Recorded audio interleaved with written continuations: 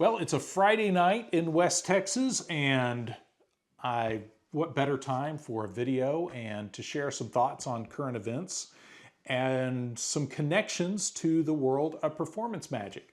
Now, in a previous video, I mentioned the concept of multiple outs and how that's a concept in the magic world, in the performance magic world, and that same concept is sometimes applied to a lot of political intrigue. And there's some things happening in the news now that I think make this relevant more than ever. And I remembered an old card trick I used to do based on that principle that I'm going to show you. And this is one that's pretty straightforward, and it's old news, and this kind of is my own little take on this particular thing, so I don't feel like I'm giving away the farm here as far as, you know, giving away magic secrets. But and you, dear viewer, you're welcome to try this out on your friends. But I'm going to explain the magical concept, and then I'm going to get into how it pertains to some of the stuff that's happening around us now. So back when I was a young man performing what we magicians refer to as walk-around magic or table hopping and that sort of thing, I used to carry around a deck of cards for exactly what I'm about to show you. This was one of those kind of icebreaker tricks where I'd walk up to a table and do this. And I would walk up, take out my cards, or even before I had the cards out, but usually I wanted them to see the cards first and put them on the table and say usually I'd pick somebody at the table, and I'll get to that. That's a key part right there. But I get to somebody on the table and I would say, name any card. And let's say the audience member that I point at says Queen of Hearts. So I say Queen of Hearts. Okay, so Queen of Hearts, you had a free choice. You could have said any card, Queen of Hearts. And I spread the cards, and lo and behold, they're flipped over. The only upside down card is the Queen of Hearts. And from there, I would get, you know, great reactions, good applause cue when you spread that out and do the whole ribbon spread and reveal the card and that sort of thing. And then from there, that would launch into the rest of my routine. Now, that is a perfect example of multiple outs. Now, if they had said, if the lady had said a different card, like say Ace of Spades, I say, okay, you sure, Ace of Spades. You could have said any card.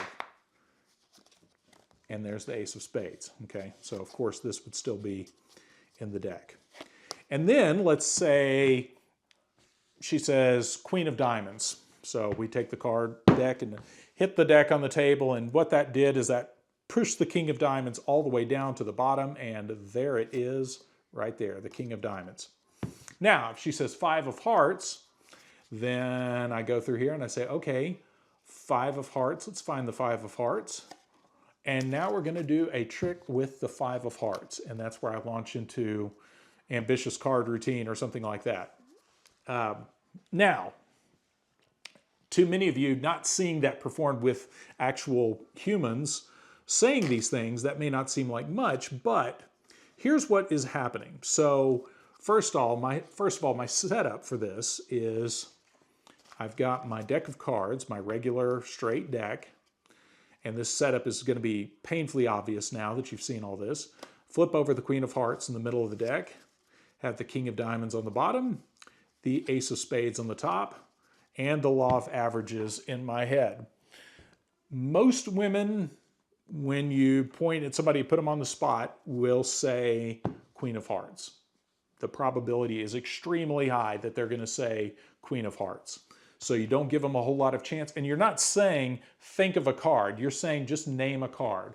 So that gives you an out right there that maybe this isn't even a trick. Maybe he's just polling me for card results or something. But what that does is they don't really know where the trick is going, so you have a lot of leeway with your audience at that point. But Queen of Hearts is the most likely card to be said when someone is put on the spot, especially if female is put on the spot. They are most likely to say Queen of Hearts. And that is the best reveal. That is the strongest reaction, to be able to flip that out and ribbon spread that and be like, bam, Queen of Hearts. Now, the next closest thing, and typically a guy or a girl or whoever will typically say ace of spades is a top contender for a lot of people too. So having the top contender right there, bam, ace of spades right there, right at the top of the deck. And then king of diamonds comes in there later. Now, originally I saw this trick in a Magic magazine it was a little different than this. I set up the deck a little simpler than the original setup. But this is a good example of multiple outs. So the Queen of Hearts is the one I really want to happen because that's the strongest reaction. And that was such a good reaction. There were times when I would do that ribbon spread revealing the Queen of Hearts, and the reaction was so strong, I was really just tempted to be like, all right, everybody, I'm moving along, because it was really hard to top that. And as my routine would progress, I would even also say, earlier you just thought of a card and it was flipped over in the deck. And what that does is that puts it in their head that they just thought of the card, that maybe they didn't even tell me, that they'll remember that out of order. And later on, when they tell their friends, they may remember that trick as, I just thought of this card and bam, he had it flipped over. So that's where you start playing with people's memory and their perception of what led up to that. And they may get some of that out of order in your favor. Now, you're probably asking, why on earth am I watching this guy play with cards on a Friday night? And how on earth does this relate to anything happening in the geopolitical world? Well, I will tell you. So, hold on, I'm going to flip this over. This is going to irritate me now if I'm doing anything with this. So, hold on, I got to see if I still got it almost. So, here's how this relates to what's happening now. So, we've got... see, I'll reset up the deck just so that my analogy will work. And I apologize while I get all this back to normal again. Okay, so here's how this relates. Deck of cards is my drone situation, okay? The deck of cards is a bunch of drones flying around random places across the continental US, attracting lots of attention, okay? What I want is a strong reaction to the drones flying around. The reaction I would love to have is alien invasion. This is out of this world. This is crazy. I would love for my spectators to go to the place I really want to lead them, which let's say that's alien invasion, okay? But if I can't, if that falls apart, my next best thing is foreign adversary.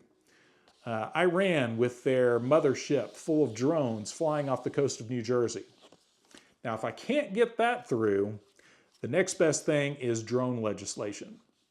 So you see how that works is, again, I've got right here in the middle, I've got, this is what I would really like to have happen, is I really want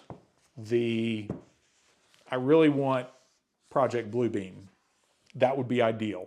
But on the offhand chance that people are like, wait a second, these look like very terrestrial vehicles. Then I'm going to shift gears and I'm going to say, well, yeah, a lot of that is actually just a major kind of mind mass hysteria thing, and you're really just seeing you're really just seeing airliners or something, or you're seeing a foreign adversary. And maybe this is finally our time to go to war with Iran that we've been wanting to do for the last 20-some years since the project for the New American Century was launched.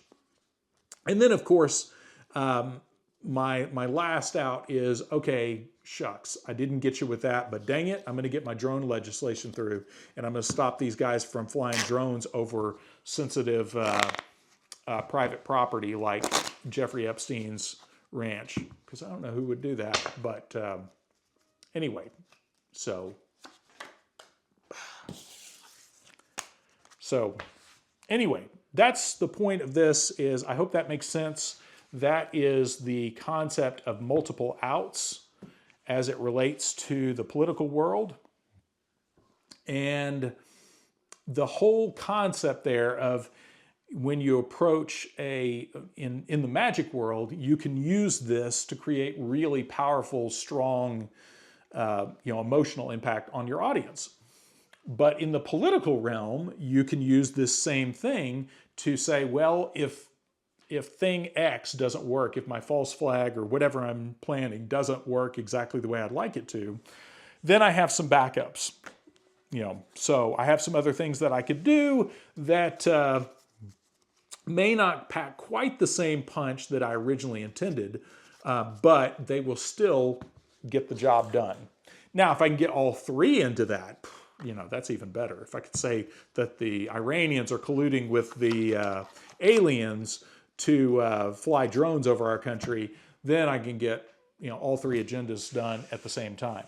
But anyway, I thought I'd share that with you all. I've been thinking about that today in light of the drone stuff, that I feel like the way the drone thing needs to be looked at is from the perspective of the reaction, not from what are they doing. Because I think the whole point of the drones is the reaction.